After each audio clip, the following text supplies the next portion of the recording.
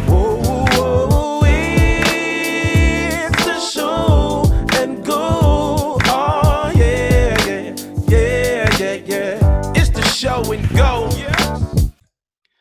What's up, baby? No, we're live now. That was forced. 3rd of June, Wednesday, show and go. Dropping a collection tonight, Ice. You there? Yeah, we've just been rolling back to back. Probably our most. Can you hear me? Yeah. Yeah, bro. Yeah, we're dropping a new collection. Probably our most popular hoodie that we've ever dropped, the Seafoam, which you're rocking right now.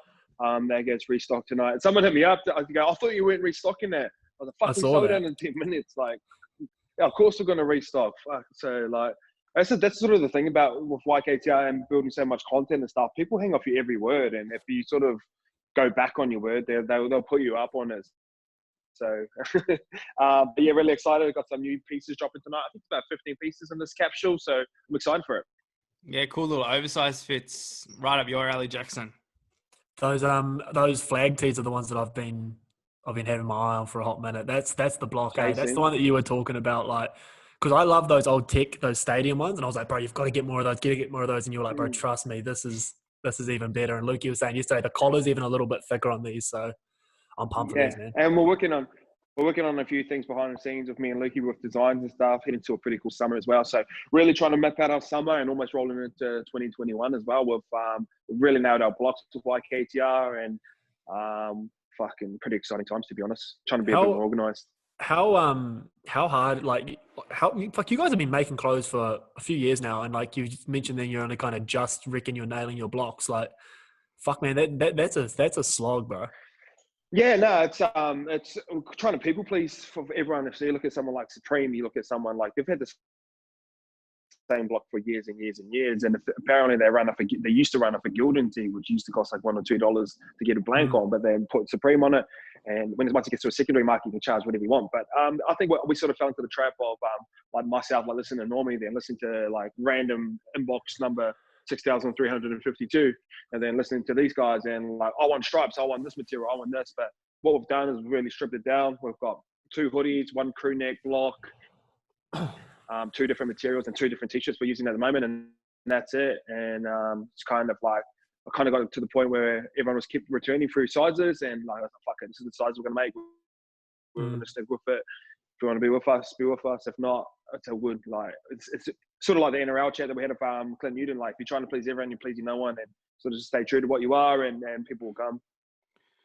Yeah, looking forward to getting that out there. We should be getting that one up Friday. It was like having him in the office yesterday. It's definitely no surprise why the NRL's back on screen. You'll enjoy the listen, Jackson. Sure, everyone else will as well. Yeah, he brought up 0-1 grand final. And some of the best yeah, that hurt. Yeah. Fuck, yeah. Sorry, boys. Am I a bit slow? Yeah, you are.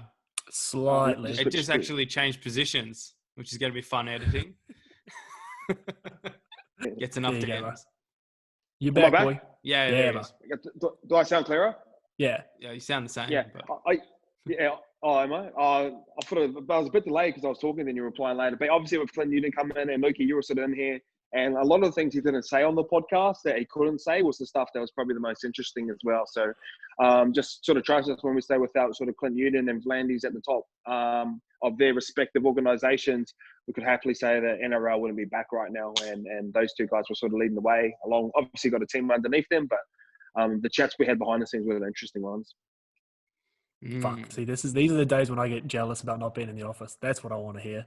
I mean, I'm excited for the podcast, but that's what I want to hear. Yeah, still plenty good stuff on the podcast, but it's just sort of like, he goes, I'd never say this publicly, but ABC, and we're like, fuck, yeah. Yeah, it's a gentleman's dream, bro. You don't dangle that have his wire tapped to him, you know? Hey, Nudo, can you say that again, mate? Just a bit closer to the chest. I say, Lukey, boost the audio, Lukey. No, it's, speaking of yesterday in the office, I think we did the right thing and put a video out there yesterday, Ice, touching on all the topics. It goes without saying what YKTR stands for. And we did speak about it in the show and go on Monday. But I think the 3 of us have all sort of like since educated ourselves on everything that's going on over there. It's a much wider problem than it's always been a big problem. And I'm still educating myself, and I'm doing everything to try and understand the pain that the people are feeling out there. And I think putting the video out yesterday definitely drew the line in the sand of where YKTA stood on the issue. Yeah. Yeah, it was obviously we had deep discussions about it on air, off air, probably more so off air, more so than anything. But when we still had a couple of people come in and asking, "Where do you stand?" And I thought something like that wouldn't even have to be justified in any way, shape, or form. And I understand that everyone sort of get behind this and reposting like the Blackout Tuesday and stuff like that. But then I also put up a tweet last night, like raising awareness and attention is like only the first part of it, and it might make you feel better, but it doesn't solve the problem as well. How you live individually and every single day, that's what solves the problem. And that was sort of the frustrating things. And obviously you guys knew some of the people who had come at me, and I was to be fair, I was a little disappointed, and it's sort of a slap in the face to probably myself and character and reputation and everything we've done as a brand. And I was a little insulted by that, but in saying that, I could sort of see where they were coming from, because we hadn't said anything, and we sort of felt like we just didn't want to add to the noise for the sake of adding to the noise. And I think that video was right, and it was raw and honest, and where we stood as a brand. So like I said, there was a lot of chat behind the scenes of how we wanted to approach that. We just didn't want to be another brand that was doing something for clickbait. We wanted to be super measured and articulate with the way we spoke and thought about it and represented ourselves as a brand. And I think we did that.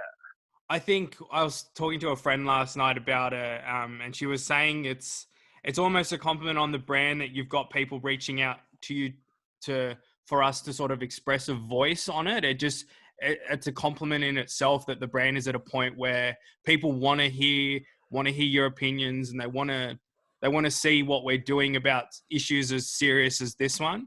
But yeah, I think the main thing is like, I don't talk about topics I don't know about. Like like when you get me on a podcast and you ask me a question and I don't have the answer to, I'm not going to pretend there and sound like. And even though we do have a platform now and there's a microphone in front of my face, and I do get a lot of attention for the things that I do say, but I'm not going to speak on topics I don't actually know about. I can get guests on my podcast and ask that type of question, 100%. It's like mental health. Everyone's like, you need to be doing mental health podcasts and talking on mental health. I've never struggled with mental health, but if you need me to be the guy that can ask the questions about mental health, I'm happy to be that guy. So that's where early when we sort of discussed if we were going to post or not, it was more so the fact that like none of us had suffered from racism. I know Chico has, like, and what Papua New Guinea PNG boys go through up there, and they're getting slaughtered by Indonesians and stuff like that. Chico shares that stuff all the time. And also when I told Chico and Corey about what had happened and the messages we got from the types of people, like they were like disappointed as well, and probably more so Chico than anyone, because Chico's probably dealt with more racism than all of us. So it's one of those topics that I feel like you do have to speak up on, and you do have to have a voice on, even if you're not directly affected by it, but you can't really sit on the fence. And I think at the time we were sitting on the fence, even though we thought and the examples that we live every single day tailored towards being racist or a racist brand or anything like that, but it was just important for us to go, fuck, we're going this way.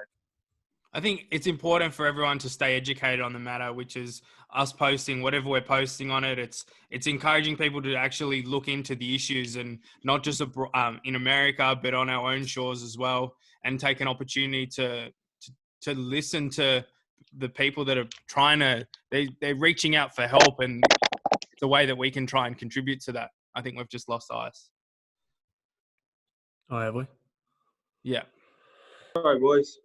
Hang on, wait, camera. Right, well, yeah. There you go. Stop fucking with your phone. You're never You're allowed away. to spray me again for the connection. Yeah, sorry, where were you looking?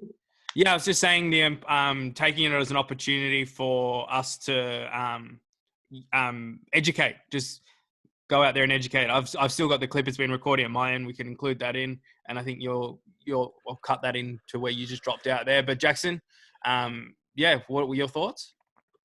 Yeah, look, first, like you mentioned, I mean, Luke and I, we're Pākehā, we're European, so in terms of dealing with racism directly, no, we haven't. We see it, yeah, we do see it. Ice, you identify as Māori or Pacific Islander, like, you know that they haven't got it easy here in New Zealand as well. Indigenous Australians haven't got it easy. So for me, and look, I'll try and sum this up as best I can. Like, it's a bigger issue than police brutality in the US, and perhaps we didn't understand that initially.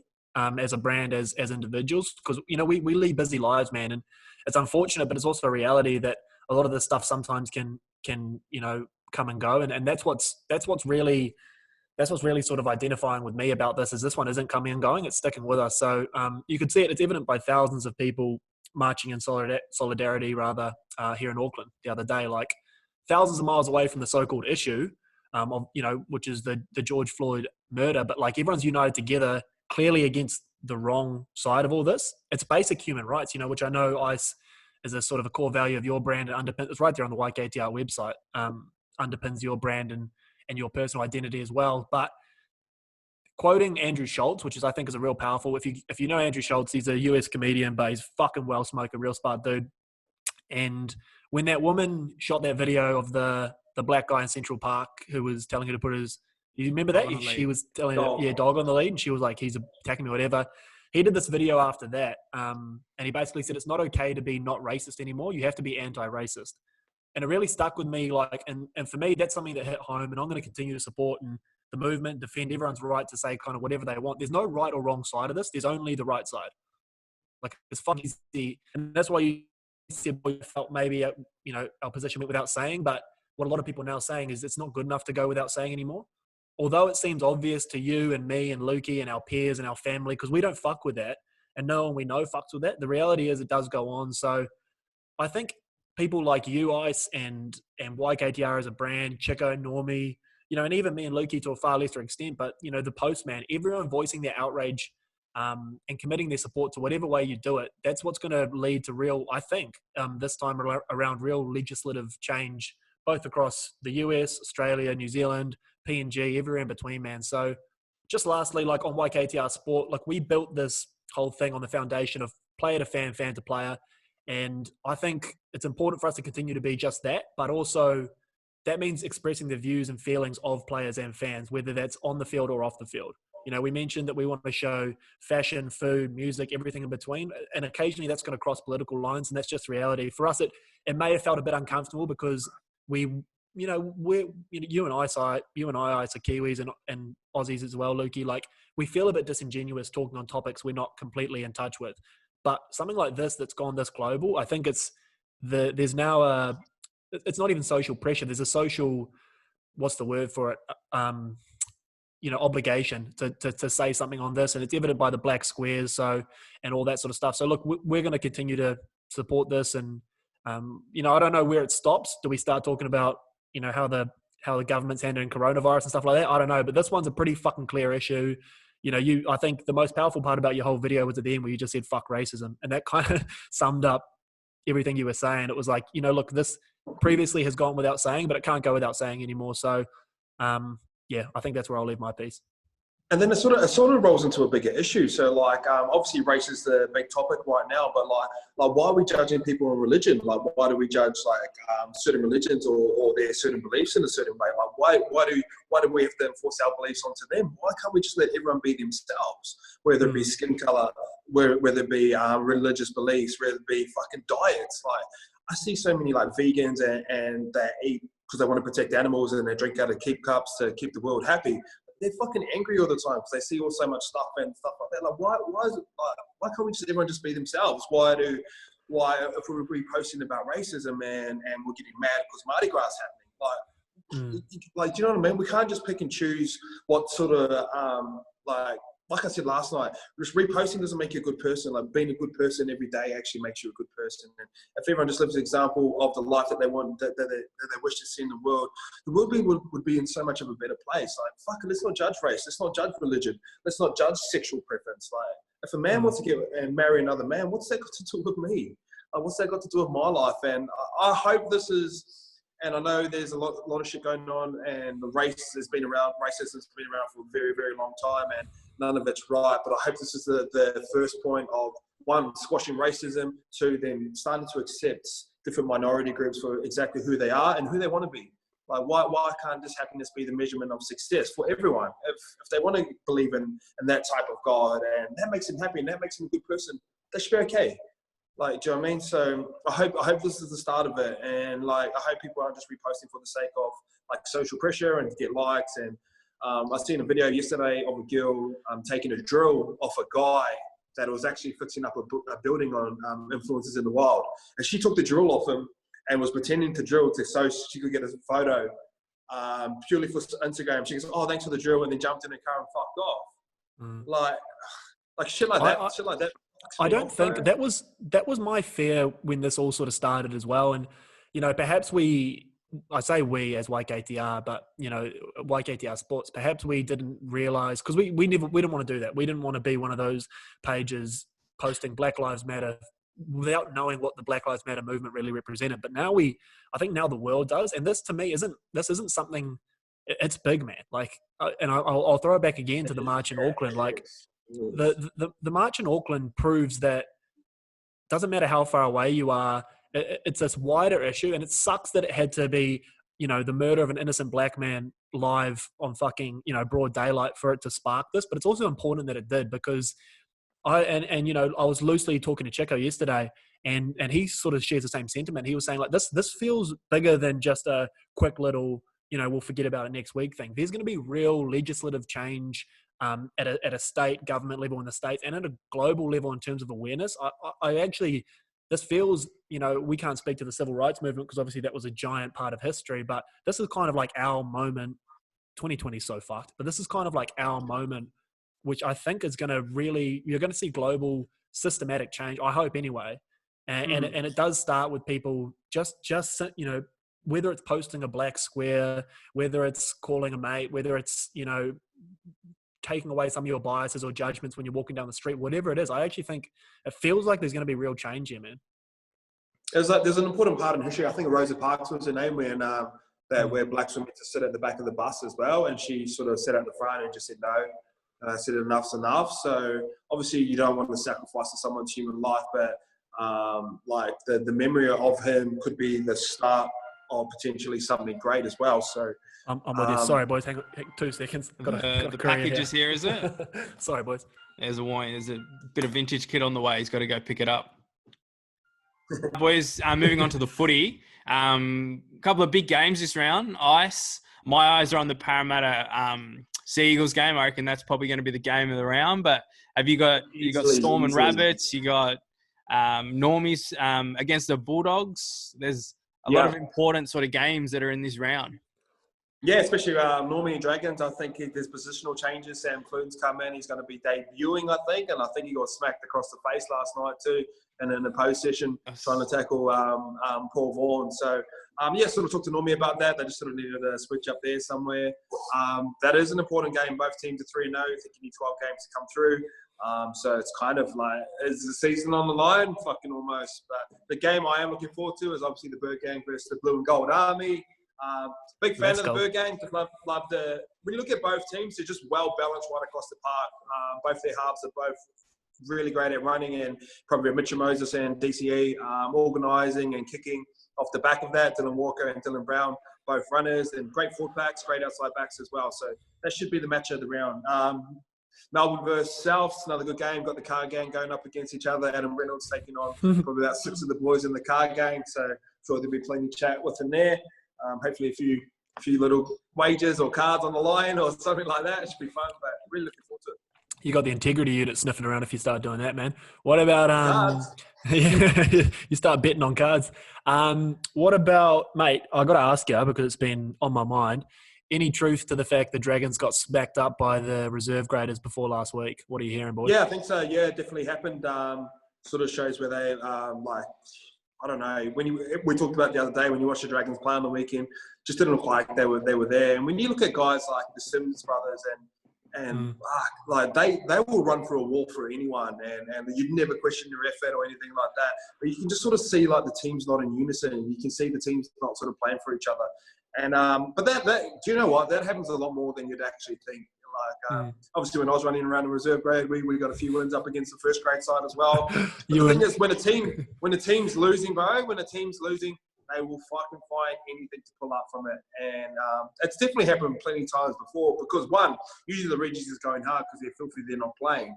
Two, so there's no pressure on them, especially right now. Reserve grade don't have a game to look forward to. So if you get in a post session on a Wednesday, they're probably treating it like a Saturday. Fresh as well. Yeah, but who knows? Who knows? I think it's a magnified issue, but if a first grade side and your reserves side putting a little clinic on you in training, usually the first grade side start to arc up a little bit more and then put one back on them. So should be an interesting week for the Dragons. Warriors number one ticket holder Jackson Thomas versus Panthers in fourth. That's a big game. Yeah, it's a big game. Did you see? I don't know if he's paid for this, but that's interesting, Ice, that you mentioned that, bro. It's good context because I didn't really know that. Obviously, it makes a lot of sense when you break it down like that, and it probably does happen. I mean, the Roosters probably get teed up by their Rezzies, but you don't hear about it because they're winning. So that's good context, mate. But yeah, I don't know if you saw it. You know the $22 you can pay for a cutout in the stands? Sam Lasoni had one at the Warriors game. I don't know if he's paid for that or like he's overplaying for the Titans and there's this big cutout of big time and he's taken about 3 seats. Anyway, yeah, I'm going to get one rocking YKTR. I'm going to pay for it every game. That's what I'm going to do. There you go. It's on the record now. Yeah, big game. Hair or what hairstyle are you rocking? Yeah, I'm going to go the Westlife part, I think. I find that creepy, eh?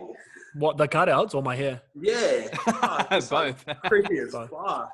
Yeah, it is a bit weird. Yeah, it's a big game. It'll be interesting. It'll be a good measuring stick for the Warriors. Obviously, we mentioned, look, the Dragons weren't close last week, and the Warriors only put 18 on them. They probably, with 99% completion or whatever they had and all that ball, they probably should have fucking pumped them. So, yeah, it'll be an interesting measuring stick for them against a good Penrith side to see where they're at. They need more creativity out of. I thought Cody was really good for the Warriors. Like he looked confident. Like when you got a Cody Nicarima, obviously when you put him in a position at 5'8", sometimes you get stuck off being like a traffic cop of trying to organise everyone around you. And because he's a great guy as well, he wants to look after all the players around him. But the best thing he can actually do is run. And when he does start running, he goes that play when he jumped out of dummy half, dummy went through.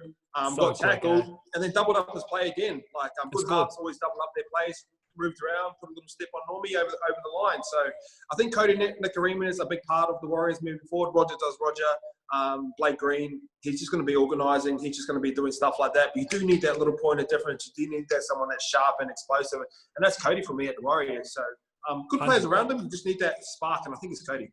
He's got a really good little bubbling partnership with Elisa Katoa as well, who I mentioned is my Smokey for Rookie of the Year. They're building something real nice there. And you saw they basically went short to Elisa every single fucking play.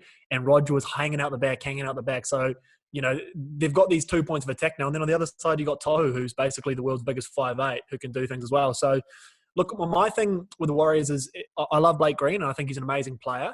I think he's caretaker at the moment until Chanel's ready to really take the reins. Because when you have Chanel and Cody in there, because Cody's on ball, Cody's running, and he's the lightning rod of attack there. If Chanel can handle the bulk, I know it's a massive task running a footy team, as you'd know, mate, but if Chanel can handle a lot of what Blake does, he's got way more X factor, and then I think the Warriors are away. But Stephen Kearney's not, the type of coach to hand the reins to a 20-year-old, unfortunately. But yeah.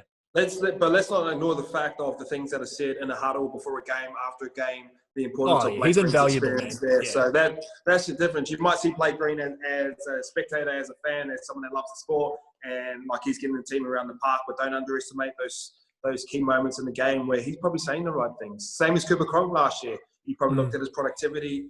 They're like, oh, look at the stats from there compared to like Mitchell Moses. But like, no, they say key moments when you're down by 2, they know the right thing to say. They know how to get the best out of people. So don't ever underestimate that. With Cooper Cronk, remember they all said in that grand final where he was just a passenger. They said we wouldn't have won without him out there. He didn't do anything. He was playing with one arm. But yeah, so I'm with you there. But in saying that, the Warriors have guys like Adam Blair who's played 1,000 games. They've got Tohu.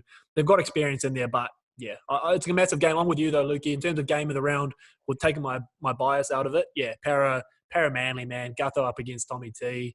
Like you mentioned there when you were talking about Manly and them having those sort of, Mitchell Moses, Dylan Brown, DC and Dylan Walker sort of cancel each other out. But then they have Jake Trbojevic. Para don't have a Jake Trbojevic, bro. He is that fucking skilled. That play when he hit his brother out the back, that wasn't premeditated. He had 2 options there and literally summed it up in the teeth of the defense. Bang, hit Tommy. Like he was making a call on the, that's the sort of play where you run and you go, okay, here, I'm going to throw it to Tom. But he looked last minute, Kieran Foran style, while he was getting hit, just dumped it off. So I think, they run that play quite a bit. And the good thing about it, it looks like the same as all their other plays. So usually with like 4 options. Yeah, it's usually when they run that double shape. Chess is always sitting out the back because he's a great out the back type of player. But they try to run that against the Roosters a few times at Leichhardt, but they're doing it a bit further back on the field. But I think that's a great position to do it. But it's also good to play it back there as well. So three very smart footballers in the Trbojeviches and Cherry Evans. Yeah, it's going to be a good round. We got the footy companion with the Broncos Roosters game on Friday night. We probably should have touched on that a bit more and previewed the rest of the games on Friday. Oh, do we? But it is, yeah. Broncos Roosters Thursday night. Who's in the footy companion? I'm pretty sure it's the same gang. Is that right? Yeah, I seen Devin down at the park the other day, and he's loving it, bro. So Ren's good too. A bit more structure behind it. I'll sit behind the thing and tap a little bell once we get into the good ball zone or red zone. I'll probably try and keep my eye on it a bit more and start a bit of footy. Bit of producing of it as well. I'll try and keep my eye on it. Just go, oi. Yeah. Chat footy. All righty, boys. That's it for the show and go today. Everyone stay educated and we'll see you on Friday. Fuck racism. What's up, baby? What's up, baby? You sure you don't want